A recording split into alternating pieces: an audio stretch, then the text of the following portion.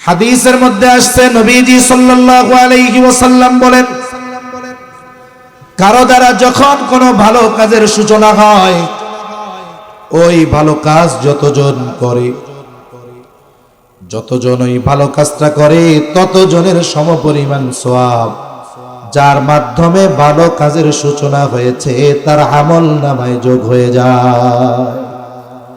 আবার নবীজি বলেন, কারো দ্বারা যখন কোনো মন্দ কাজের সূচনা হয়, বলে ওই মন্দ কাজ যতজন করে, নবীজি বলেন ওই মন্দ কাজ যতজন করবে সকলের সমপরিমাণ গুনাহ ওই প্রথম যে মন্দ কাজ শুরু করেছে তার আমল নামায় যোগ হয়ে যায়। নবীজি বলেন, এই পৃথিবীর বুকে সর্বপ্রথম অন্যায়ভাবে হত্যাকাণ্ড সংগঠিত হয়েছে, আদম আলাইহিস সালামের এক সন্তান হত্যাকাণ্ড ঘটিয়েছে। বলে কিয়ামত পর্যন্ত অন্যায়ভাবে যত হত্যাকাণ্ড সংগঠিত হবে সব হত্যাকাণ্ডের সমপরিমাণ গুনাহ আদম আলাইহিস সালামের ওই হত্যাকারী সন্তানের আমল নামায় যোগ হয়ে যাবে। ওয়াযাক্কির ফাইন্নায যিকরা তানফাউল মুমিনিন। আল্লাহ তাআলা বলেন, আপনি বারবার উপদেশ দেন, ওয়াজ করেন, নসিহত করেন। কেন বারবার ওয়াজ করবেন, কেন নসিহত করবেন, কেন উপদেশ দিবেন? আল্লাহ তাআলা বলেন, ফাইন্নায যিকরা তানফাউল মুমিনিন, কারণ ওয়াজ নসিহত উপদেশ এটা মুমিনদের জন্য উপকারী। রাসূলুল্লাহ সাল্লাল্লাহু আলাইহি ওয়াসাল্লাম আল্লাহ তাআলার নির্দেশের কারণে ওয়াজ করেছেন। হাদিসের পাতায় পাতায় নবীজির ওয়াজ, লক্ষ লক্ষ হাদিস, সব নবীজির ওয়াজ। আমিও আপনাদের খেদমতে নবীজির নসিহত মাখা একটা হাদিস পেশ করেছি। খুবই সুন্দর এবং চমৎকার একটা হাদিস। নবীজি সাল্লাল্লাহু আলাইহি ওয়াসাল্লাম এই হাদিসের মধ্যে উম্মতকে 4টি উপদেশ দিয়েছেন। কয়টি উপদেশ? আর একটু জোরে বলেন, কয়টা? এই 4 উপদেশ দিয়েছেন, সাথে সাথে বলেছেন এই 4টি গুণ যার মধ্যে থাকবে, নবীজি বলেন এই দুনিয়ায় যদি তার কিছু নাও থাকে কোনো অসুবিধা না। তার মানে নবীজি বলতেছেন, মুহাদ্দিসিনে কেরাম বলেন যে এই 4 গুণে গুণান্বিত মানুষের দুনিয়ার প্রয়োজন মেটানোর ব্যবস্থা করবে কে? আল্লাহ। তাহলে আজকে যে আলোচনা আমরা করব, এটা শুনলে মানলে আখিরাতের লাভ, ওটা তো মরার পর। দুনিয়ারও লাভ আছে না নাই? জোরে কোন আছে না নাই? দুনিয়ারও লাভ আছে। হাদিসটা কি? قال رسول الله صلى الله عليه وسلم أربع إذا كنا فيك فلا عليك ما فاتك من الدنيا। নবীজি সাল্লাল্লাহু আলাইহি ওয়াসাল্লাম বলেন, আরবাউন, 4টি জিনিস, ইযা কুন্না ফিকা, যখন তোমার মধ্যে থাকবে। নবীজি বলেন, ফালা আলাইকা, আর কোনো কিছু তোমার নাই। তবে ওই 4টা জিনিস যদি তোমার মধ্যে থাকে, নবীজি বলেন, মা ফাতাকা মিনাদ দুনিয়া, এই দুনিয়ার যদি কোনো কিছু নাও থাকে কোনো অসুবিধা নাই। কয়টা জিনিস? আবার বলেন। 1 নাম্বার, নবীজি বলেন হিফযু আমানাতিন, আমানতের হেফাজত করা। তার মানে রাসূলুল্লাহ সাল্লাল্লাহু আলাইহি ওয়াসাল্লাম বলেন 1 নম্বরে তোমাকে আমানতদার হওয়া লাগবে। আমানতদার রাসূলুল্লাহ সাল্লাল্লাহু আলাইহি ওয়াসাল্লাম তিনি কেমন আমানতদার ছিলেন এটা আমাদের কম বেশি সবার জানা আছে। নবুয়তির পরে তিনি আমানতদারিতার গুণ অর্জন করেছেন এমনটা নয়, বরং নবুয়তির বহু আগেই কাফেররা আমার আপনার নবীকে উপাধি দিয়েছে আল আমিন, বিশ্বস্ত, আমানতদার। রাসূলুল্লাহ সাল্লাল্লাহু আলাইহি ওয়াসাল্লাম আমানতদারিতার গুণে পরিপূর্ণ গুণান্বিত ছিলেন। আল্লাহ তাআলাও বান্দাকে আমানতদার হওয়ার নির্দেশ দিয়েছেন। সাথে সাথে নবীজি সাল্লাল্লাহু আলাইহি ওয়াসাল্লাম বলেন, লা ঈমানা লিমান লা আমানাতা লা। নবীজি বলেন, যার মধ্যে আমানতদারিতা নাই তার ঈমান নাই। তাহলে আমানতদারিতার গুণ কত জটিল এবং গুরুত্বপূর্ণ একটা গুণ, যে নবীজি সাল্লাল্লাহু আলাইহি ওয়াসাল্লাম নিজে আমানতদার ছিলেন, আবার বলতেছেন যে আমানতদারিতা যার মধ্যে নাই তার ঈমান নাই। তার মানে আমানতদারিতার গুণ, এটার সম্পৃক্ততা ঈমানের সাথে। এটার সম্পর্ক কিসের সাথে? জোরে বলেন, ঈমানের সাথে। একটা মানুষ যদি তার আমল কম হয় কিন্তু ঈমান ঠিক থাকে, আমল কম ঈমান ঠিক, আল্লাহ চাইলে তারে মাফ করে দিতে পারে। শুধু তাই না, রাসূলুল্লাহ সাল্লাল্লাহু আলাইহি ওয়াসাল্লাম বলেন, আখলিস দীনাকা ইয়াকফিকাল আমালুল কালিল। নবীজি বলেন, তোমার ঈমান খাঁটি করো, অল্প আমল নাজাতের জন্য যথেষ্ট হয়ে যাবে। কিন্তু ঈমানে যদি ত্রুটি থাকে, ঈমানে যদি ঘাটতি থাকে, আমল অনেক করলেও কাজ হয় না। আমরা ছোটবেলায় দেখছি গ্রাম অঞ্চলে, আমাদের গ্রামেই আমরা দেখছি যে গ্রামের মধ্যে এক দুই বাড়ি হয়তো টিউবওয়েল ছিল, কল, আর মানুষ রাতের বেলায় ভোর রাত্রে জরুরত সারার জন্য, ওযু করার জন্য প্রত্যেকেই বালতিতে বা কলসে করে পুকুর থেকে অথবা খাল থেকে পানি উঠায় বাড়িতে রাখত। মনে করেন দুইজন লোক কলস নিয়ে নদীর পাড়ে গেছে পানি আনার, কলসে 30 কেজি করে পানি ধরে। তবে একজনের কলস নিচে একটু ছিদ্র, আর একজনের কলসে কোনো ছিদ্র নাই, এটা ভালো কলস। এইবার দুইজন এশার নামাজের পর নদীর পাড়ে গিয়ে, খালে গিয়ে, যার কলসটা একটু নিচে ছিদ্র সে 30 কেজি বইরাই পানি এনেছে, আর যার কলসের মধ্যে ছিদ্র নাই সে 10 কেজি আনলো। বলেন তো, আনার সময় একজন আনছে 30 আর একজন আনছে 10, কোনো সন্দেহ নাই 30 কেজি বেশি, 10 কেজি কম। এখন এশার নামাজের পর দুইজনই কলস তাদের বাড়ির উঠানের মধ্যে রেখে দিল। সকাল বেলায় ফজরের সময় যখন দুইজনই কলসের কাছে যাবে, হয়তো দেখবে যে 30 কেজি পানি আইনা রাখছিল, কলস নিচে ছিদ্র থাকার কারণে সব পানি বের হয়ে গেছে, আর যিনি 10 কেজি এনেছিলেন কলস ঠিক থাকার কারণে যা আনছিলেন তাই রয়ে গেছে। এজন্য ঈমান আমল যদি সংরক্ষণ করতে হয় তাহলে কি করতে হয়? বলে ঈমানটাকে ত্রুটি মুক্ত করতে হয়। ঈমান ত্রুটি মুক্ত যদি হয় তাহলে আমল অল্প করলেও থাকে, আর যদি ঈমান ত্রুটি মুক্ত হয়, ওই যে ছিদ্র কলস, পানি বেশি ভরলেও থাকে না, বেয়ে বেয়ে পড়ে যায়। ঠিক কিনা কোন? এই যে কিছু বিষয় আছে, এগুলো হলো ঈমানের ত্রুটি মুক্ত করে, এগুলো ঈমানের ত্রুটি মুক্ত করে।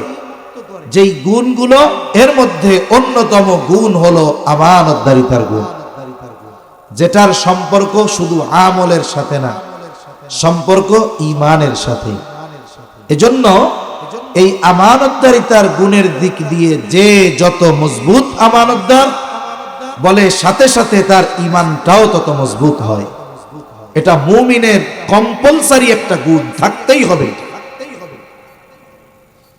রাসূলুল্লাহ সাল্লাল্লাহু আলাইহি ওয়াসাল্লাম জানায় দেন, আমানতদারিতা এটা মুমিনের ভূষণ, আর আমানতের খেয়ানত করা মুনাফিকের আলামত। মুনাফিকের আলামত গুলো নবীজি আমাদের জানায় দিয়েছেন। নবী বলেন, ইযা হাদ্দাসা কাযাবা, যখন কথা বলে মিথ্যা কথা বলে, বলে এটা মুনাফিকের 1 নম্বর আলামত। ইযা হাদ্দাসা কাযাবা, যখন কথা বলে মিথ্যা কথা বলে। ইযা ওয়াদা আখলাফা, ওয়াদা করলে ওয়াদা খেলাফ করে। 3 নাম্বার বলে ইযা তুমিনা খানা, আমানতের খেয়ানত করে। 4 নম্বর আরেক হাদিসে বড়া এসেছে ওয়া ইযা তাখাসামা ফাজারা, মুনাফিকের 4 নম্বর আলামত নবীজি বলেন যখন কারো সাথে ঝগড়া হয় সে বকাঝকা শুরু করে দেয়। আমাদের সমাজে অনেক মানুষ আছে এরকম নামাজি, কিন্তু মুনাফিকের এই 4 আলামত তার মধ্যে পাওয়া যায়। আছে না কম বেশি? আপনাদের এলাকায় না থাকতে পারে, আমার অনেক দেখা আছে। মুনাফিকের 4 আলামত তার মধ্যে পরিপূর্ণ বিদ্যমান। আবার সে হাজী সাহেব 5 ওয়াক্ত নামাজ পড়ে, বলে আপনি মুনাফিকের আলামত নিয়ে ঘুরতেছেন, নামাজ পড়তেছেন, এ আমল যাইব কই? বলে কলসির তলা ছিদ্র, পানি দিলে যেমন থাকবে না, এগুলো যদি অন্তর থেকে বের না করে পরিশুদ্ধ মুমিন না হওয়া হয়, ঈমানও থাকবে না, আমলও কাজে লাগবে না। ঠিক কিনা বলে? কারণ কি? বলে মুনাফিকের আলামত গুলো মানুষের ঈমান ধ্বংস করে ফেলতে পারে। এজন্য মুনাফিকের আলামত যদি আমাদের কারো মধ্যে থাকে, বাহির করে ফেলবে। মুনাফিকের আলামত গুলার মধ্যে অন্যতম আলামত হলো ইযা তুমিনা খানা, আমানতের খেয়ানত করা। মুনাফিক কাফেরের চাইতেও ভয়ানক, কারণ কাফের তো অন্তরেও কুফরি লালন করে, প্রকাশ্যেও কুফরি প্রদর্শন করে। কিন্তু যেইগুলা মুনাফিক অন্তরে কুফরি আর উপর দিয়ে ঈমান প্রকাশ করে, এগুলারে ধরা কঠিন। এই জন্য দেখবেন যেই রোগ আলামত প্রকাশ করে ওই রোগের চিকিৎসা সহজ, কিন্তু যেই রোগের আলামত সহজে প্রকাশ পায় না, বলে ওই রোগের চিকিৎসা কঠিন হয়ে যায়। যেমন অনেক রোগ আছে না, ক্যান্সার রোগ, এটার আলামত সহজে টের পাওয়া যায় না। টের পাওয়া যায় কখন? বলে যখন আর ফিরে আসার মতো পথ থাকে না। রাসূলুল্লাহ সাল্লাল্লাহু আলাইহি ওয়াসাল্লাম আমাদের আমানতদার হতে বলেছেন। আফসোসের বিষয় হলো আমরা অনেক মানুষ না বুঝে খেয়ানত করে ফেলি। অনেকে হয়তো না বুঝে করে। কেন? বলে আমানতদারিতার ব্যাপারে তার স্বচ্ছ ধারণা নাই। যদি স্বচ্ছ ধারণা থাকতো হয়তো মানুষগুলো খেয়ানত করতো না। এই জন্য যেই বিষয়টার সাথে সম্পৃক্ততা ঈমানের, ওই বিষয়ের ব্যাপারে স্বচ্ছ ধারণা রাখা প্রত্যেকটা ঈমানদারের জন্য জরুরি। ঈমান সম্পৃক্ত শিক্ষা আমাদের জন্য শিক্ষা করা ফরজ। এই যে যেমন কোন কথায় কোন কাজে ঈমান ভেঙে যায়, এগুলো আমাদের জন্য জানা জরুরি। এই যে শিক্ষা, ইলমে দ্বীন শিক্ষা করা ফরজ, যতটুকু শিক্ষা করা ফরজ এর মধ্যে এগুলো শিক্ষা করা ফরজ। ঈমান আকীদা সম্পৃক্ত বিষয়, তারপরে মাসলা মাসাইল, এগুলো শিক্ষা করা ফরজ। তা এখন যেই বিষয়টা ঈমানের সাথে সম্পৃক্ত, এই বিষয়ের ব্যাপারে আমাদের জ্ঞান রাখা, আমাদের ইলম অর্জন করা, জানা, এগুলো জরুরি। কিন্তু আফসোসের বিষয় কি জানেন? আমরা ওয়াজ মাহফিলের মধ্যে অনেকে চাই যে হুজুর আসবে, একটু রং তামাশা দেখাবে, হুজুর একটু গান গাইবে, সঙ্গীত বলবে, এর বিরুদ্ধে কঠিন বক্তব্য দিবে, ওরে জান্নাতে নিবে, ওরে জাহান্নামে নিবে। একেবারে ঝাঁকানাকা একটা ওয়াজ করবে হুজুর।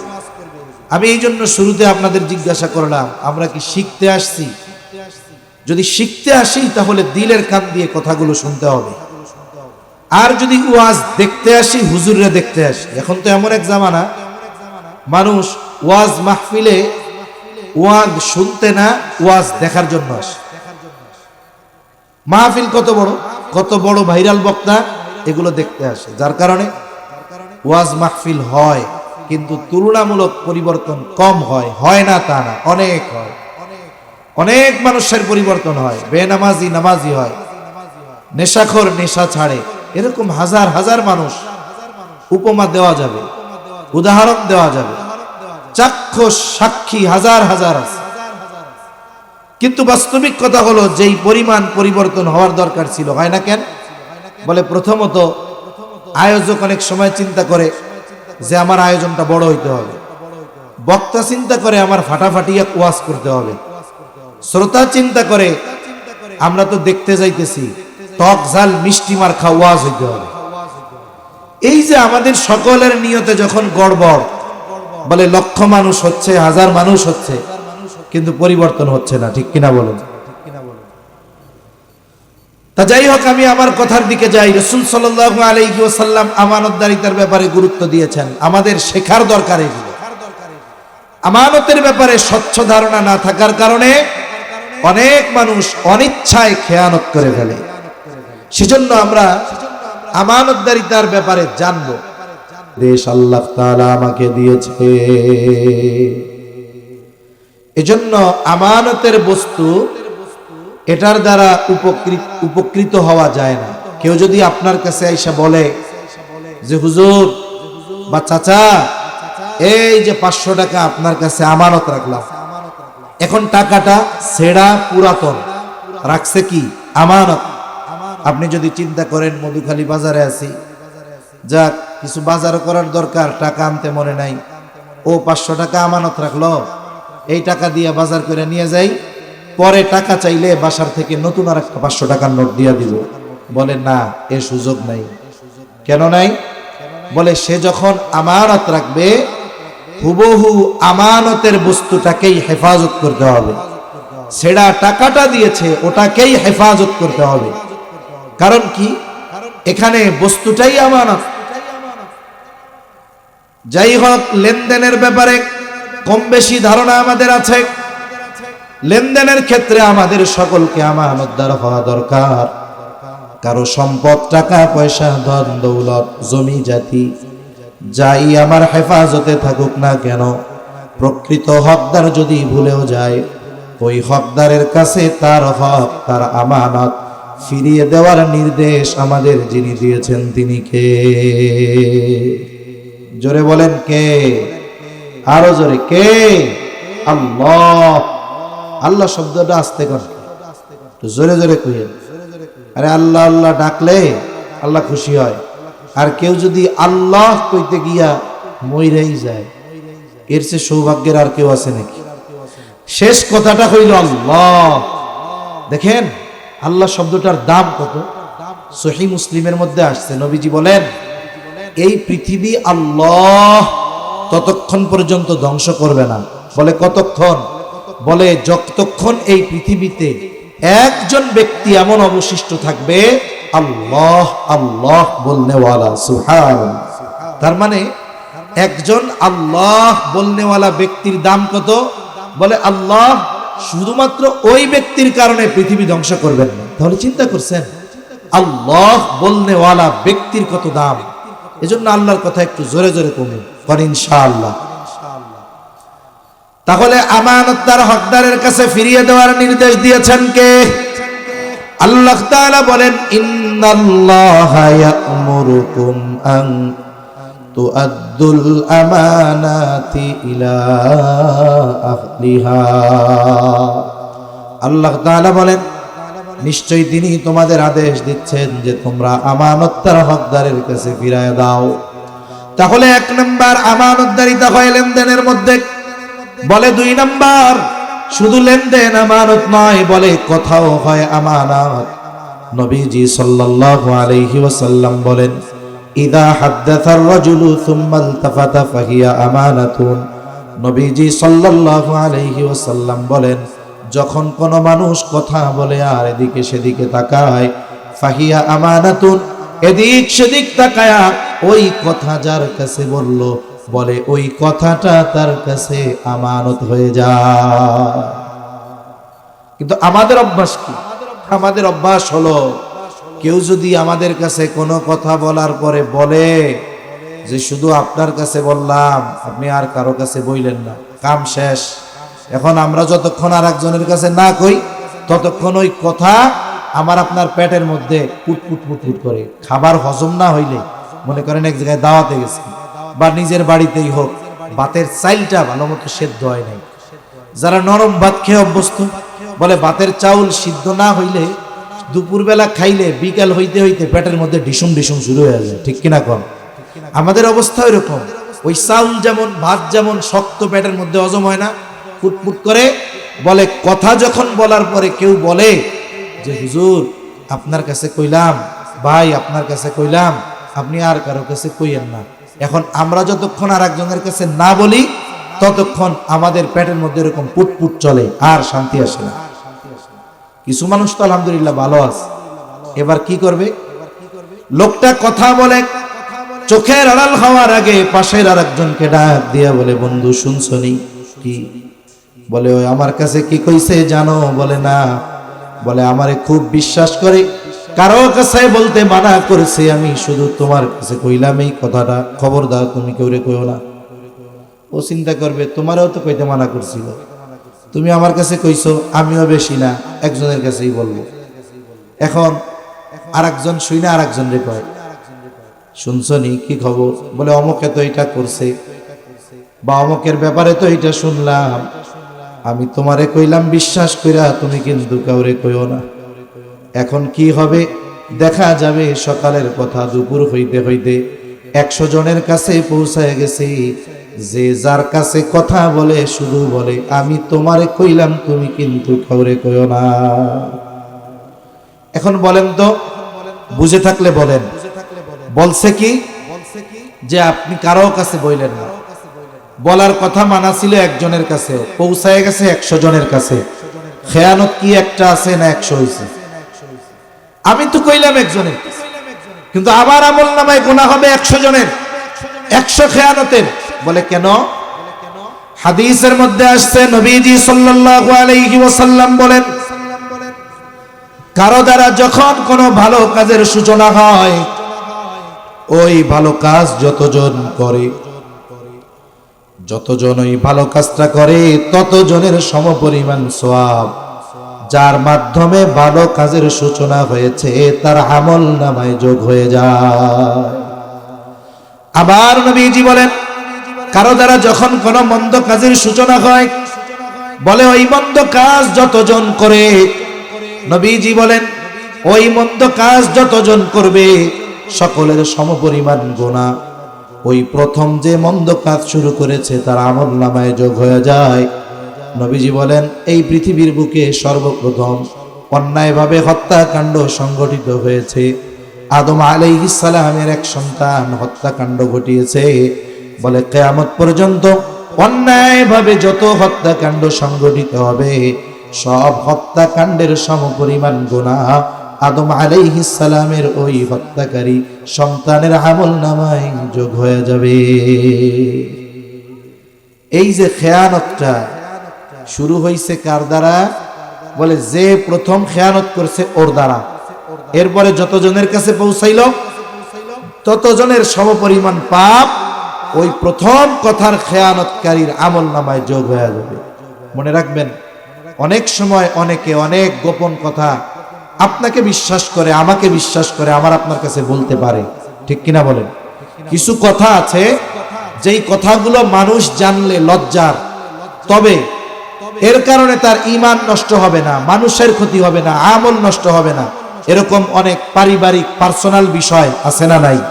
আছে। এখন কি হলো? যেই কথাটা মানুষ জানলে সে লজ্জা পাবে, মানুষে তারে লজ্জা দিবে, তার মান সম্মান ক্ষুণ্ণ হবে। এই ধরনের কথা আমাদের গোপন রাখতে হবে, বলা যাবে না। কারণ আমি যদি এই কথা ফাঁস করার মাধ্যমে তার মান সম্মান ক্ষুণ্ণ করি, তারে লজ্জা দেই, হাদিসের মধ্যে আসছে তারে যদি অপমান করার জন্য কথাটা মানুষের কাছে বলে দেই, তাহলে আমি আপনি যদি ঘরের মধ্যেও লুকায়া থাকি, ওই জায়গায় হলেও আল্লাহ তাআলা আমাকে আপনাকে অপমান করে ছাড়বে। এজন্য সাবধান, মানুষের কথাও আমানত হয়। 3 নাম্বার দায়িত্ব, আমানত দায়িত্ব। এখন তো এমন এক জামানা, এই জামানার মানুষ দায়িত্ব কেনার জন্য প্রতিযোগিতা করে, দায়িত্ব কিনে নেয়। কেউ ঘুষ দিয়া দায়িত্ব নেয়, কেউ অস্ত্র ঠেকায়ও দায়িত্ব নেয়। কিন্তু এমন এক জামানা অতিবাহিত হয়ে গেছে, বলে মানুষকে জোর করেও দায়িত্ব দেওয়া যাইত না। দায়িত্বকে মানুষ ভয় পাইত, চিন্তা করত দায়িত্ব নিলাম, এই দায়িত্ব যদি যথাযথভাবে পালন না করতে পারি আল্লাহর কাছে কি জবাব দিব। সেজন্য বড় বড় দায়িত্ব নিতে তারা ভয় পাইত। ইমাম আবু হানিফা রহমাতুল্লাহি আলাইহি, খলিফা মনসুর ইমাম আবু হানিফার সাথে সাক্ষাৎ হয়েছে এক বাজারের মধ্যে। খলিফা মনসুর ইমাম আজম আবু হানিফা রহমাতুল্লাহি আলাইহিকে বলে, ইমাম আবু হানিফা, প্রধান বিচারকের পদটা খালি, আমি আপনাকে ওই দায়িত্ব নেওয়ার জন্য প্রস্তাব দিলাম। ইমাম আবু হানিফা এত বড় পদ গ্রহণ করতে অস্বীকৃতি জ্ঞাপন করলেন। তিনি বললেন, না, এই দায়িত্ব আমি নিতে পারবো না। খলিফার ইগোতে লাগছে, আত্মমর্যাদায় আঘাত লাগছে। হারে আমি খলিফা, আমি নির্দেশ দিলাম, আমার নির্দেশ সে অমান্য করলো। কত বড় সাহস! যেই প্রস্তাব, যেই পদ পাওয়ার জন্য হাজার মানুষ অপেক্ষমান, এত বড় প্রস্তাব দেওয়ার পরেও সে আমার প্রস্তাব ফিরাইয়া দিল। মেজাজটা খারাপ হয়ে গেছে। হাতে চাবুক, বলে চাবুক দিয়ে ইমাম আবু হানিফার গায়ে আঘাত করে দিল, বাড়ি মেরে দিল রাগান্বিত অবস্থায়। এইবার যখন রাজপ্রাসাদে ফিরে আসছে, খলিফা মনসুরের চাচা বলে, মনসুর, কাজটা তুমি ভালো করো নাই। ইমাম আবু হানিফার গায়ে চাবুক দিয়ে বাড়ি মারছো, কাজটা ভালো করো নাই। তোমার অন্যায় হয়েছে, তুমি যাও ইমাম আবু হানিফার কাছে গিয়ে ক্ষমা চাও। অনেক সময় মানুষ রাগের মাথায় অনেক কাজ করে ফেলতে পারে, কিন্তু রাগ চলে যাওয়ার পর সে ওই কাজের কথা চিন্তা করলে লজ্জা পায় যে হায় রে হায়, কি কাজটা করলাম। গ্রাম অঞ্চলে অনেক জায়গায় এরকম হয়, স্বামী স্ত্রীর বিবাহ বিচ্ছেদ হয় তুচ্ছ কারণে। অনেক সময় কারণ কি? বলে ঝগড়া লাগছিল। ঝগড়া লাগার কারণ কি? বলে কারণ তেমন কোনো কিছুই না, তরকারিতে লবণ কম হয়েছিল, এটা নিয়ে স্বামী স্ত্রীর দ্বন্দ্ব। আর এর মধ্যে এক সময় এই বিষয়টা বিবাহ বিচ্ছেদ পর্যন্ত গড়ায় গেছে। কেমনে হয়? বলে মনে করেন স্বামী কৃষক, জমিন থেকে খুব পরিশ্রম করে কাজ করে বাড়িতে আসছে, আইসা বলতেছে খাবার দাও। এখন মহিলা খাবার দিছে, ভাত তরকারি সব দিছে, পাশে লবণ দিছে, সব দিছে। এখন খানার সময় ভাতের সাথে তরকারি নিয়ে দেখে যে মহিলা তরকারিতে লবণই দেয় নাই। আচ্ছা বলেন তো, তরকারিতে যদি লবণ নাই দিয়ে থাকে ভুলে, এই সমস্যার সমাধান তো লবণের বাটির মধ্যে আছে, ঠিক কিনা বলেন? একটু লবণ নিয়ে ভাতের সাথে মাখায় নিলে হয়ে গেল। কিন্তু শয়তানে আইসা ওয়াসওয়াসা দেয়, আর আরে তুই এত কষ্ট করে কাম করে আসলি, কাগো লেগে কষ্ট করস, তরকারি রানছে লবণ দেয় না। এখন মানুষের কথা কখন আসে? বলে কথা প্রথম চিন্তায় আসে, অন্তরে আসে, এরপরে জবানে আসে। কিছু কথা অন্তরে চিন্তায় আসতে পারে, শয়তান দিতে পারে, কিন্তু জবানে চলে আসলে কিন্তু ঝামেলা।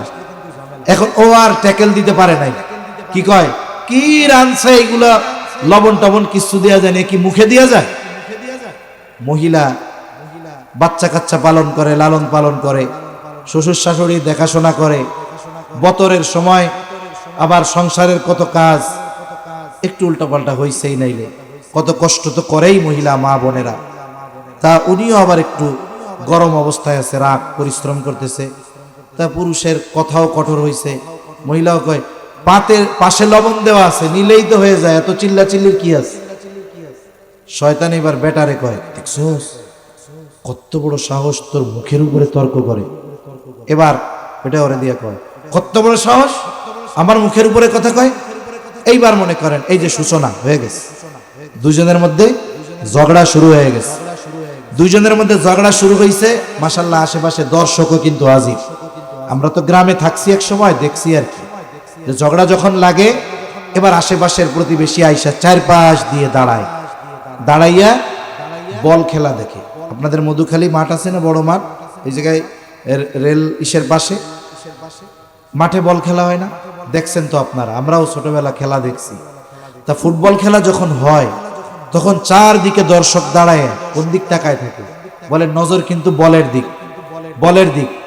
মনে করেন টান টান উত্তেজনা চলতেছে, প্রতিপক্ষের প্লেয়ার মধ্যমাঠ থেকে নিয়ে বল লম্বা টান দিছে, দুই তিনজন ডিফেন্ডার রে মধ্যমাঠের প্লেয়ার কাটায়া ডিফেন্ডারদেরকে কাটায়া এরপরে শুধুমাত্র গোলকিপার সামনে, আর কিছুই নাই, শুধু গোলকিপার।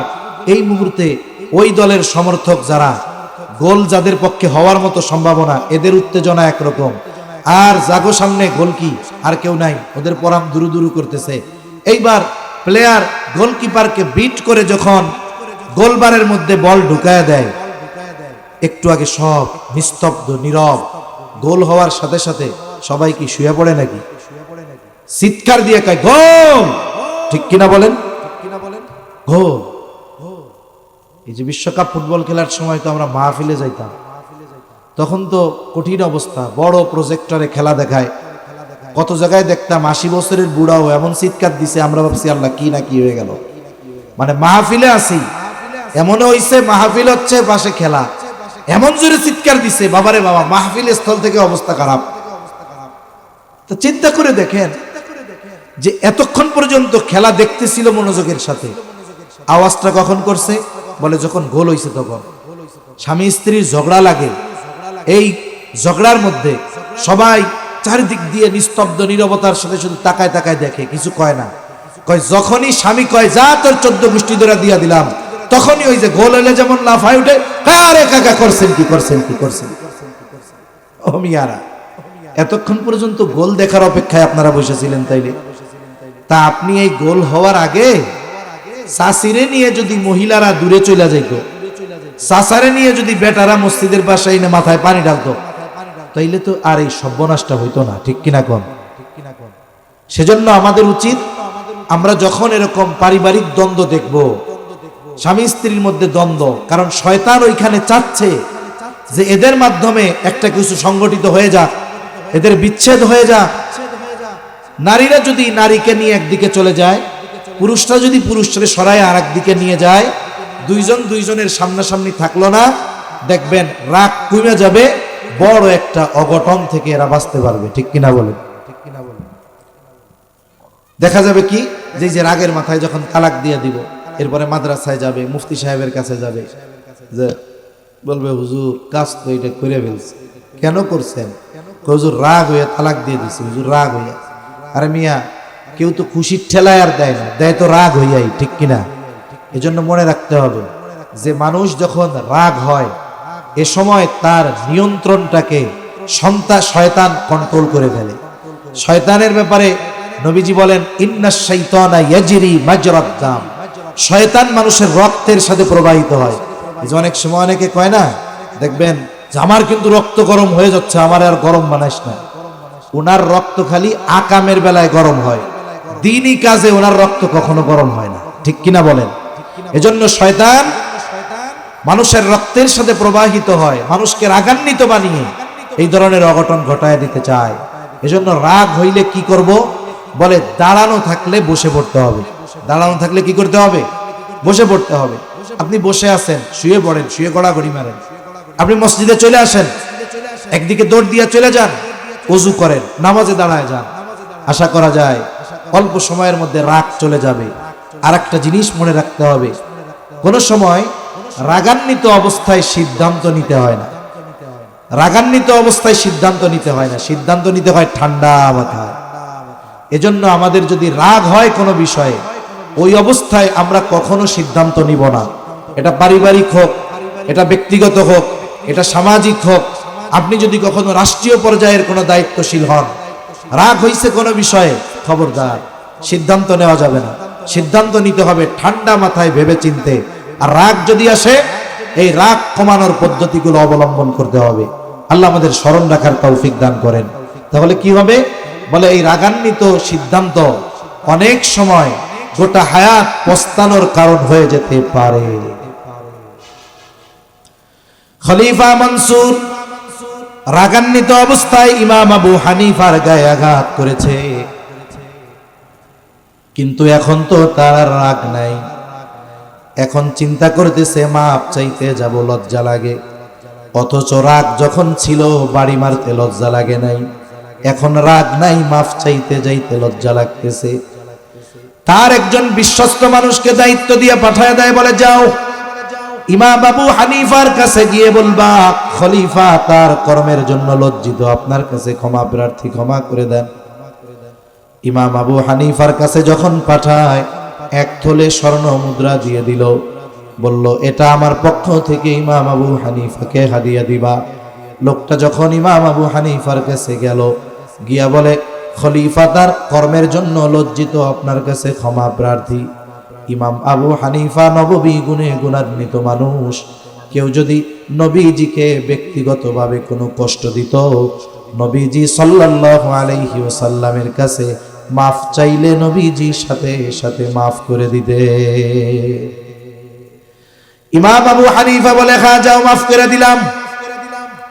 লোকটা এবার এক থলে স্বর্ণ মুদ্রা নিয়ে বলে, এটা খলিফা আপনার জন্য হাদিয়া পাঠিয়েছে, আপনি যদি এটা গ্রহণ করেন তাহলে খলিফা সুনিশ্চিত হবে যে আপনি তারে মাফ করছেন।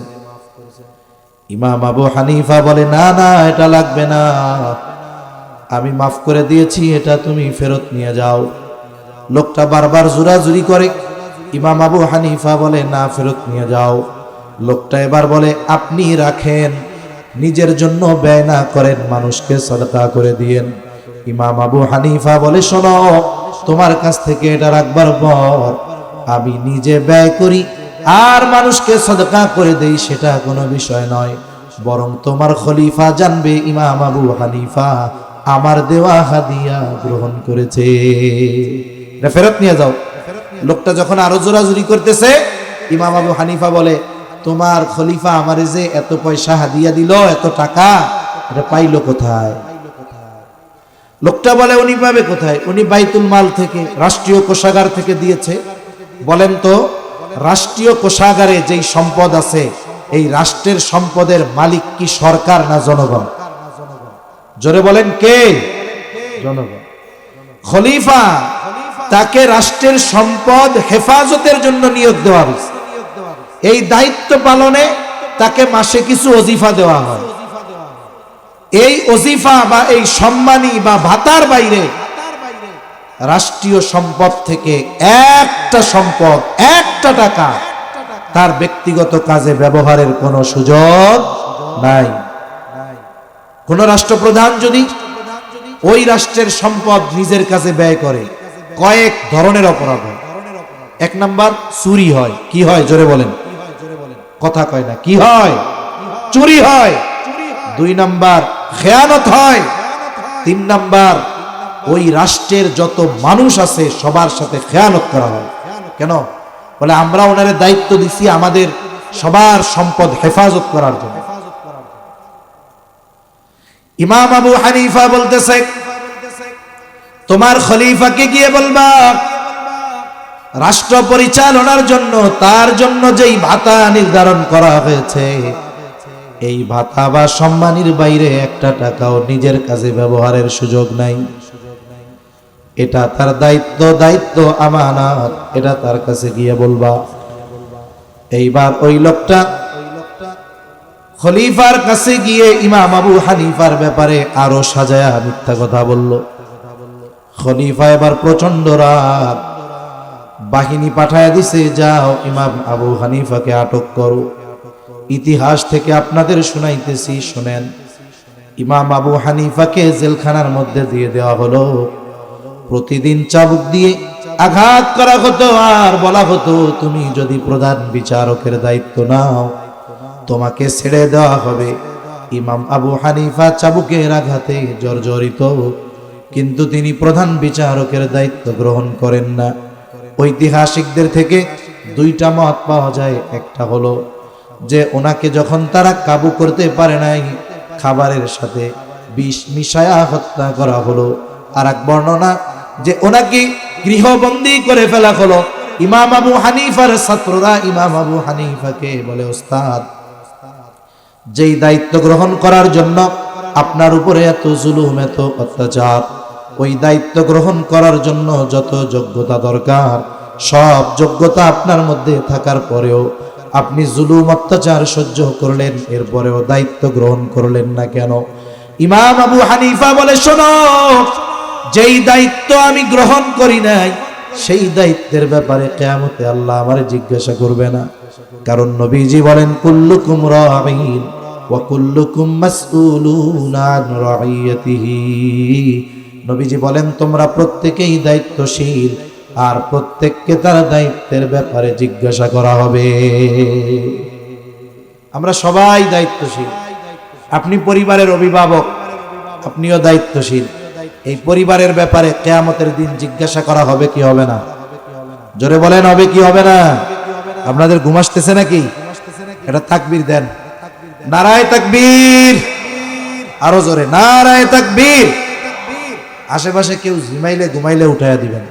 কত সুন্দর দেখেন, অনেক মাহফিল তো এমন হয়, আমরা ময়মনসিংহ প্রোগ্রামে যাই না, এটা হলো তাদের প্রোগ্রাম শুরুর টাইম। কিসের টাইম? শুরুর টাইম। চলে আসছি মনে করেন আপনারা এশার নামাজ পড়তেছেন যখন তখন, আর ময়মনসিংহ হইলে আরো 3টা মাহফিল করে এরপরে লাস্টেরটা করতাম। তার মানে ওই জায়গায় মোটামুটি 12টায় দিলেও প্রধান বক্তারে তাড়াতাড়ি দেওয়া হয়ে যায়। ওদের ভাব হলো এরকম। তা বাজে হলো 10টা 25। এখনই আমাদের যদি জিমাই যাই, আমরা ফরিদপুরের মানুষ, এত তাড়াতাড়ি যদি ডাউন হয়ে যায় তাহলে হবে নাকি?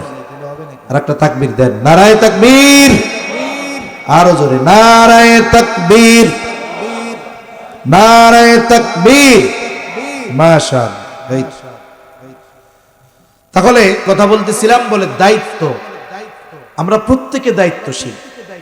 হাদিসের মধ্যে আসছে পিতাকে তার সন্তানের ব্যাপারে, স্বামীকে তার স্ত্রীর ব্যাপারে, মেয়েকে তার মাকে তার মেয়ের ব্যাপারে সবাইকে জিজ্ঞাসা করা হবে।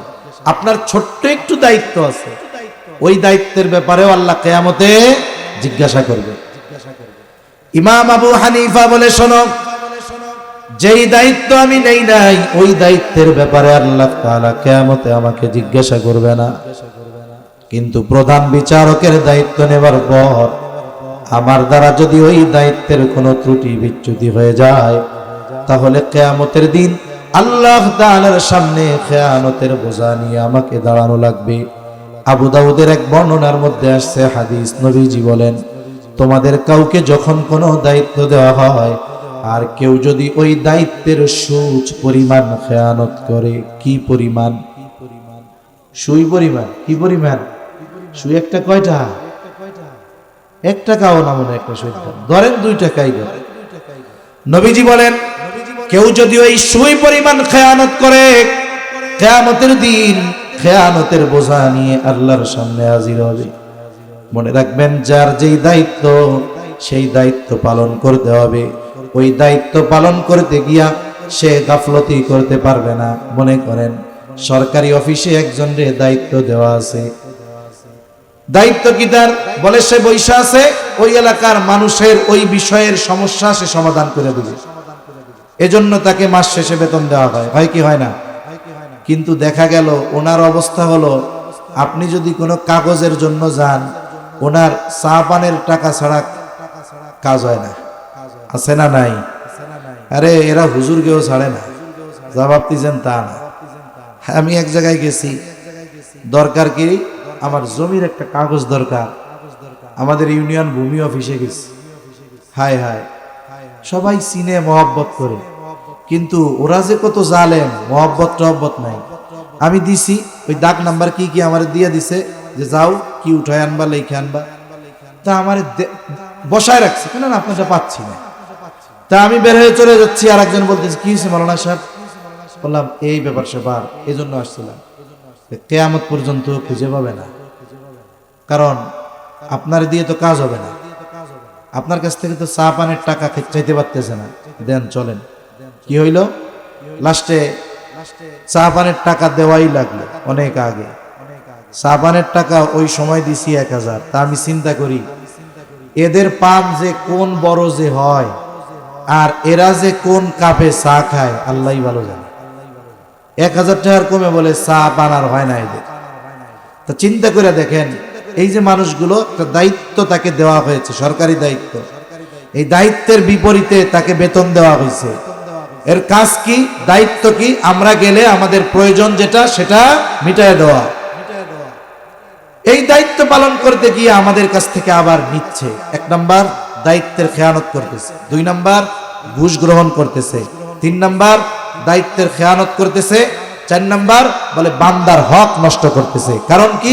ওর কাছ থেকে এই সার্ভিস পাওয়া এটা আমার হক, ঠিক কিনা বলেন? এখন কামাও, মরার পরে টের বাবা। তাহলে দায়িত্ব আমানত, সরকারি দায়িত্ব হোক আর বেসরকারি দায়িত্ব হোক, বলে যেই দায়িত্ব আপনি নিয়েছেন ওই দায়িত্ব পালন না করে যদি ওই দায়িত্বের বিপরীতে যেই ওজিফা, যেই বেতন, এটা যদি গ্রহণ করা হয় দায়িত্বে ফাঁকি দিয়া, বলে ওই ব্যক্তি দায়িত্বের খেয়ানতকারী বলে গণ্য হবে। হাদিস তো লম্বা, বেশি দূর আর যাব না, এই 3টাই থাক। আমরা অল্প অল্প করে আমল শিখি, এতে কাজে লাগবে, মনে থাকবে। নবীজি আমাদেরকে 4টা উপদেশ দিয়েছেন। কয়টা? 1 নাম্বার আমানতদারিতার অর্জন, আমানতদারিতা অর্জনের কথা বলেছেন। হিফজু আমানাতি, আমানতের হেফাজত করো, মানে আমানতদার হও। কোন কোন ক্ষেত্রে আমানতদার হব? 3টা বিষয় জানলাম। বলে 1 নাম্বার তুমি লেনদেনের ক্ষেত্রে আমানতদার হবা, 2 নাম্বার কথার ক্ষেত্রে আমানতদার হবা, 3 নাম্বার দায়িত্বের ক্ষেত্রে আমানতদার হবা। এখন আসেন আবার একটু পেছনের দিকে যাই। নবীজি বললেন হিফজু আমানাতিন, প্রথম গুণ। 2 নাম্বার নবীজি বলেন সিদকু হাদিসিন, সত্য কথা বলা। সত্যবাদিতা মুমিনের ভূষণ। সত্য এটা মানুষের আত্মমর্যাদাকে বাড়িয়ে দেয়। মিথ্যাবাদী যে, তারে দেখতে যত সুন্দর হোক, বংশ যত ভালো হোক, এরে মানুষ গণে না। আর সত্যবাদী তার গুণে গুণান্বিত যে মানুষ, মানুষ তাকে রেসপেক্ট করে, সম্মান করে, শ্রদ্ধা করে, ঠিক কিনা বলে? রাসূলুল্লাহ সাল্লাল্লাহু আলাইহি ওয়াসাল্লাম বলেন সত্য কথা বলবা। হাদিসের মধ্যে আসছে, নবীজি বলেন ইন্নাস সিদকা ইয়াহদি ইলাল বির ওয়া ইন্নাল বিররা ইয়াহদি ইলাল জান্নাহ। নবীজি বলেন সত্য মানুষকে কল্যাণের পথ দেখায়, পুণ্যের পথ দেখায়, আর কল্যাণ মানুষকে জান্নাতের পথ দেখায়। ওয়া ইন্নাল কিযবা ইয়াহদি ইলাল ফুজুর। নবীজি বলেন মিথ্যা মানুষকে পাপের পথ দেখায়। ওয়া ইন্নাল ফুজুরা ইয়াহদি ইলান নার, আর পাপ মানুষকে জাহান্নামের পথ দেখায়। সত্যের উপরে থাকলে জান্নাতের পথে থাকা যায়, আর সত্য পরিত্যাগ করলে জাহান্নামের পথের প্রতীক হতে হয়। আমরা ছোটবেলায় অনেক কিছু শিখছি সত্যবাদিতা নিয়ে। যেমন আমরা স্কুলে যখন পড়ছি, প্রাইমারিতে একটা দুষ্টু রাখালের গল্প শুনছিলাম, পড়ছি একটা দুষ্টু রাখালের গল্প। পড়ছেন কেউ দুষ্টু রাখালের গল্প? কে কে পড়ছেন? একটু আতুজা করেন তো দেই। যাক, কয়েকজন আছে আমার দলে। এখন পরীক্ষা তো এনাকে একটা নেওয়া যাবে। এখন এই রাখাল কি করছে? বলে একদিন ডাক ছাড়ছে, বাঘ বাঘ বাঘ। মানুষজন সব তার ডাক শুনে লাঠি সোটা নিয়ে চলে আসছে। বাঘ কইরে, বলে আমি তোমাদের সাথে একটু ফান করলাম, মজা করলাম। মানুষজন বিরক্ত হয়ে চলে গেছে। আবার একদিন ডাক ছাড়ছে, বাঘ বাঘ বাঘ। আজকে সবাই শুনছে, সবাই আসে না, আসছে অল্প কয়েকজন। বাঘ কই? মজা করছে। পরে একদিন সত্যিই বাঘ আসছে।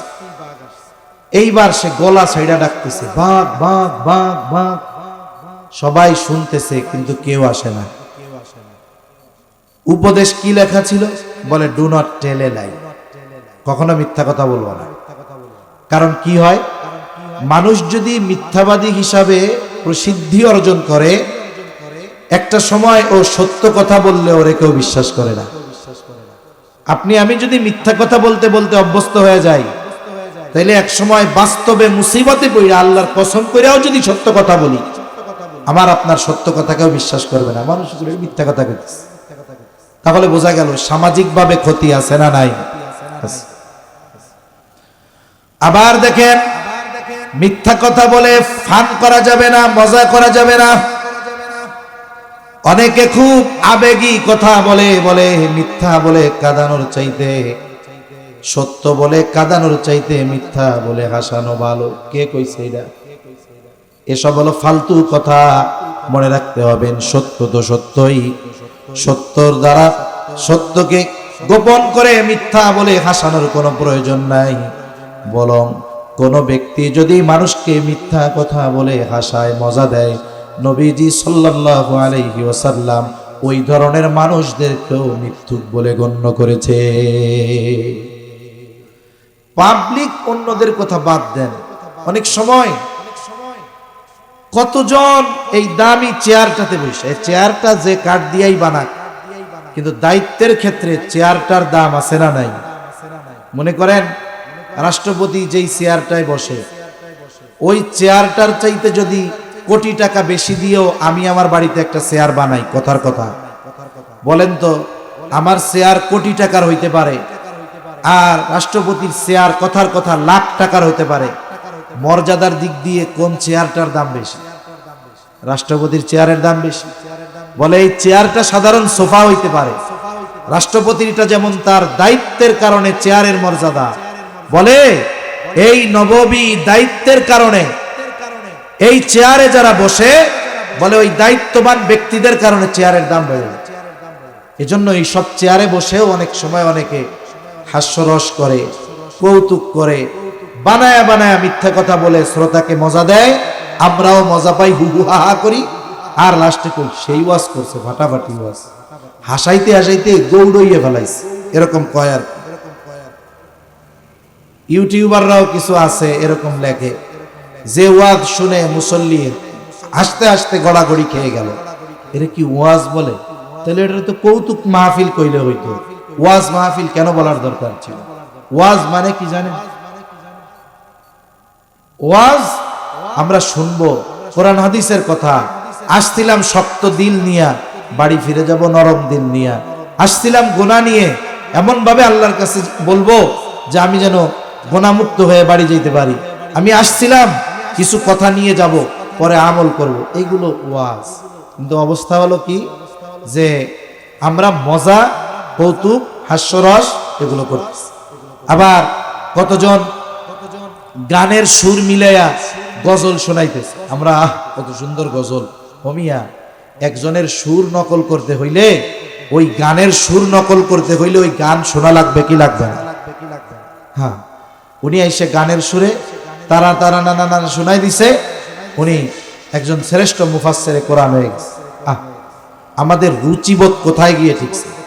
আমাদের যদি ওই ধরনের বিষয় মনই চায়, ওয়াজ মাহফিল, তাফসীর মাহফিল, ইসলামী সম্মেলন, এই নামগুলো বাদ দিয়ে অন্য শিরোনামে ওইগুলো করা দরকার, ঠিক কিনা বলেন? কষ্ট পাইতেছেন নাকি আপনারা? এজন্য মনে রাখবেন, মানুষকে মজা দেওয়ার জন্য মিথ্যা কথা বলার কোনো সুযোগ নাই।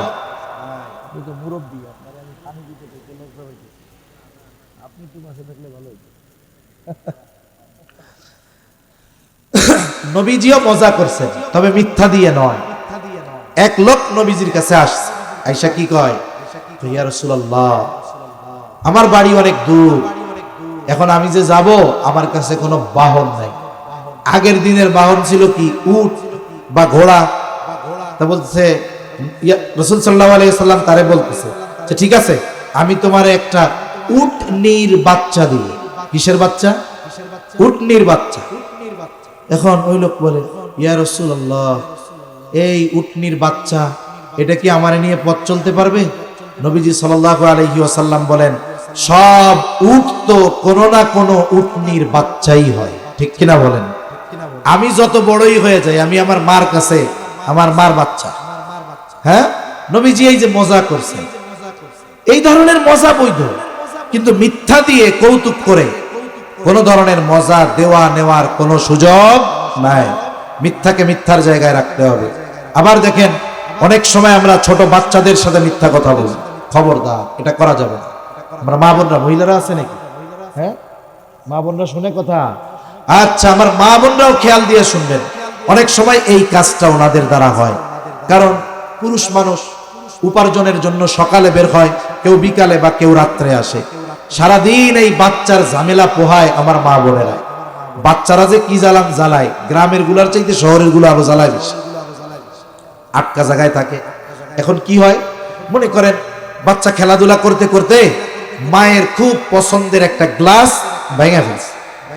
মা আওয়াজ পাইছে ফ্লোরের উপর কিছু একটা পড়ছে, দৌড়ে ঘরে এসে দেখে ছেলে জগের থেকে পানি ঢালতে গিয়ে গ্লাস ফেলাই দিয়া ওই যে বিয়ার সময় উপহার পাইছিলাম পছন্দের একটা মদ, এটা ফালায় ভেঙে ফেলছে। দেখেই মিজাজ গরম, হাতের মধ্যে খাবাসি, ওই রান্না করতেছে, আগুন নড়া দিচ্ছে, ওইটা আছে।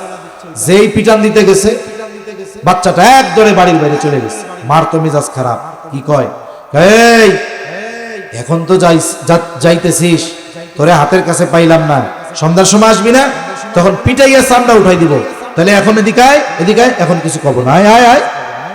ও চিন্তা করে মা রাগ হইছে, আবার কইতেছে এখন গেলে কিছু কইবে না, এই চিন্তা করে ও যখন মার কাছে আসে মা সুন্দর মতো গাড্ডা ধইরা জন্মের দিয়া দেয়। দেয় কি দেয় না? বলে না এরকম, দেয় কি দেয় না? কোন হয় না, এখন কিছু কব না, এদিকায়, নাহলে কিন্তু পরে একবারে সাইজ করে দিব। এই যে পরে মায়ের দিবে, এখন গেলে কিছু বলবে না, এই ভয়ে আসলো, এবার সাইজ দিল। কি হবে? একদিন, 2 দিন, 3 দিন, 4 দিনের দিন ওই বাচ্চারে যখন বলবে এদিকে আয়, কিছু বলবো না, তখন বলবে মা মিথ্যা কথা কও, তুমি গেলে আমারে মারবা। এতে কি হলো? প্রথম সময় আপনার প্রতি তার বিশ্বাস ছিল, আপনি তাকে বললেন কাছে আসো, কিছু বলবো না, মায়ের দিয়ে কি করলেন? আপনার প্রতি তার যে বিশ্বাস ছিল এটাকে আপনি নিজ হাতে ধ্বংস করে দিলেন। সে মনে করবে যে আমার মাও আমার সাথে মিথ্যা কথা বলে। নবীজির কাছে একজন মহিলা আসছে, ওই মহিলার সাথে ছোট একটা বাচ্চা।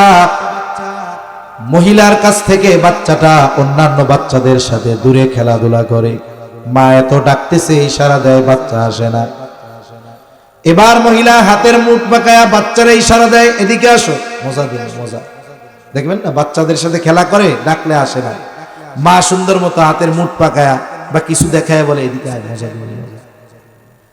এইবার বাচ্চাটা দৌড় দিয়ে মায়ের কাছে চলে আসলো। রাসূলুল্লাহ সাল্লাল্লাহু আলাইহি ওয়াসাল্লাম বিষয়টা খেয়াল করলেন। মহিলা হাতের মুঠ খুলে বাচ্চার হাতে একটা খেজুর দিয়ে দিল। রহমতের নবী এবার মহিলাকে উদ্দেশ্য করে বলে, মহিলা তুমি ওই বাচ্চাটাকে ডাকছো, যদি কিছু তার হাতে না দিতা অবশ্যই তুমি মিথ্যাবাদী বলে গণ্য হয়ে যাইতা। এজন্য ছোটদের সাথেও মিথ্যা কথা আমরা বলবো না। মূল কথা আমরা সত্যের উপরে অটল থাকব, সত্য কথা বলায় অভ্যস্ত হব, বলেন ইনশাআল্লাহ। রাসূলুল্লাহ সাল্লাল্লাহু আলাইহি ওয়াসাল্লামের পরে বলেন, ওয়া হুসনু খালিকাতিন, উত্তম চরিত্রের অধিকারী হওয়া। মনে রাখতে হবে মানুষের মূল সৌন্দর্য তার চরিত্রের মধ্যে, চামড়ার মধ্যে না। আমার চামড়া সুন্দর হতে পারে, যদি চরিত্র সুন্দর না হয় কোনো দাম নাই। কিন্তু একটা মানুষ দেখতে কালো কিন্তু যার চরিত্র ভালো, তার চরিত্র উত্তম, দেখতে না সুন্দর হলেও বাস্তবে সে সুন্দর। মনে রাখতে হবে মূল সৌন্দর্য হলো চরিত্রের সৌন্দর্য। এই জন্য চারিত্রিক সৌন্দর্যের অনেক দাম, চারিত্রিক পরিশুদ্ধতার অনেক দাম। রাসূলুল্লাহ সাল্লাল্লাহু আলাইহি ওয়াসাল্লাম বলেন, মিজানের মধ্যে সবচাইতে ওজন কোন আমল হবে? বলে নামাজ হবে না, রোজা হবে না, হজ হবে না, যাকাত হবে না। মিজানের মধ্যে সবচাইতে ওজন হবে উত্তম চরিত্র। এজন্য আমাদের উত্তম চরিত্রের অধিকারী হওয়া দরকার। এখন একজন ভালো ফুটবলার, সে যদি ফুটবলার হইতে চায় ভালো, দেখবেন সে একজন ভালো ফুটবলারকে অনুসরণ করে, ঠিক কিনা বলেন? একজন ভালো ক্রিকেটার, সে ভালো ক্রিকেটার হওয়ার জন্য একজন ভালো ক্রিকেটারকে ফলো করে। আমি আপনি যদি উত্তম চরিত্রের অধিকারী হতে চাই, তাহলে আমাকে আপনাকে এমন একজনের অনুসরণ করতে হবে যার চরিত্রের মধ্যে কোনো ত্রুটি নাই। বলে তিনি কে? বলে একমাত্র ব্যক্তি মুহাম্মাদুর রাসূলুল্লাহ সাল্লাল্লাহু আলাইহি ওয়াসাল্লাম। এখন নবীর চারিত্রিক বিষয়গুলো তো এক মজলিসে বলা সম্ভব না, আলোচনা করাও সম্ভব না। এ তো মহা সমুদ্রের মতো, বরং তার চাইতেও গভীর, হিমালয়ের চাইতে উচ্চ আমার আপনার নবীজির চারিত্রিক সৌন্দর্য। এখন কি করবেন? আপনাদের কাছে একটা অনুরোধ করে যাই, কত টাকা পয়সা আমরা নষ্ট করি, কত টাকা পয়সা নষ্ট হয়ে যায়। রাসূল সাল্লাল্লাহু আলাইহি ওয়াসাল্লামের সিরাত, জীবনী, আমরা আমাদের ঘরে রাখবো। দেখি তো কার কার ঘরে নবীজির সিরাত আছে, জীবনী আছে, একটু হাতুচা করেন, হাতুচা করেন। হ্যাঁ, হাত নামান। আফসোসের ব্যাপার, এই অল্প মানুষের মধ্যে যে কয়জন আছেন তার মধ্যেও মনে হয় 10 ভাগের 9 ভাগের বাসায় নাই। আমি আপনি যেই নবীর উম্মত, যেই নবীর আদর্শ অনুসরণ ছাড়া নাজাত অসম্ভব, যেই নবীর সুপারিশবিহীন কিয়ামত শুরু হবে না, যেই নবীর উপরে ঈমান না আনলে ঈমানদার হওয়া যায় না, যেই নবীর কথা আজানে আছে, নামাজে আছে, দোয়ায় আছে, সব জায়গা আছে, যেই নবীর উম্মত আমি, অথচ সেই নবীকে জানার একটা মাধ্যম, একটা বই আমার আপনার ঘরে নাই। এর চাইতে কষ্টের আর কি হতে পারে? এজন্য আপনাদের কাছে অনুরোধ থাকবে, যেই নবী আমাদের জন্য কিয়ামতের দিন সুপারিশ করবে, যেই নবী আমাদের জন্য আল্লাহর কাছে দোয়া করে গেছে যে আল্লাহ আপনি আমার উম্মতদেরকে তাদের পাপের কারণে সমূলে ধ্বংস করে দিবেন না, যেই নবী আমাদের জন্য মদিনায় শুয়ে শুয়ে কান্না করতেছে, সেই নবীর আদর্শ অনুসরণ কেমনে করব যদি তারে আমরা না জানি, তাকে আমরা যদি না পড়ি? এজন্য অনুরোধ থাকবে, মুরব্বী যারা আছেন, আমার যুবক ভাই যারা আছেন, নবীজির জীবনী কিনবেন, মধুখালী বাজারের ভালো লাইব্রেরিতে গিয়ে বলবেন আমার একটা জীবনী দেন নবীর। প্রথম আপনি ছোট্ট একটা পড়েন সিরাতে খাতামুল আম্বিয়া, এরপরে আর একটু বড় কিনেন নবীয়ে রহমত। আরে মিয়া, ভারতের এক অমুসলিম অ্যাডভোকেট একটা সিরাত লেখছে নবীজিকে নিয়ে, তার আবেগের কথা। তোমাকে ভালোবাসি হে নবী, এই শিরোনামে এটাকে অনুবাদ করছে বাংলাদেশের একজন কিংবদন্তি আলেম আবু তাহের মেজবাহ হাফিজাহুল্লাহ। ওই বইটা আপনি কিনেন। বাংলাদেশের মধ্যে যারা আরবি থেকে বাংলায় অনুবাদ করে এবং শুদ্ধ বাংলার অন্যতম ব্যক্তিত্ব একজন আবু তাহের মেজবাহ সাহেব, ওনার বইটা কিনেন, আপনি পড়েন যে একজন হিন্দুর নবীর প্রতি কেমন আবেগ, দরদ, প্রেম নিয়ে উনি বইটা লেখছেন। অথচ আমরা মুসলমান, আমরা ওই নবীর উম্মত, ওই নবীর সিরাত জীবনী আমাদের ঘরে নাই। এগুলো আমরা কিনবো, পড়বো। কারণ কি? নবীজির জীবনী গ্রন্থে নবীজির জীবনের প্রত্যেকটা অংশ আছে। শৈশবে নবী কেমন ছিল, যৌবনকালে নবী কেমন ছিলেন। আমি যদি আমার যৌবনটা নবীর আদর্শের আলোকে সাজাতে চাই, আমাকে জানতে হবে কি হবে না বলেন? আপনি বিয়ে করবেন না, আপনি আদর্শ স্বামী হতে চান, নবীজি স্বামী ছিলেন না? নবী স্বামী হিসাবে কেমন ছিলেন এটা যদি আপনাকে জানতে হয়, নবীকে পড়তে হবে। আরে নবী বাপ ছিলেন, বাবা হিসাবে সন্তানদের সাথে নবীর আচরণ কেমন ছিল জানতে হবে।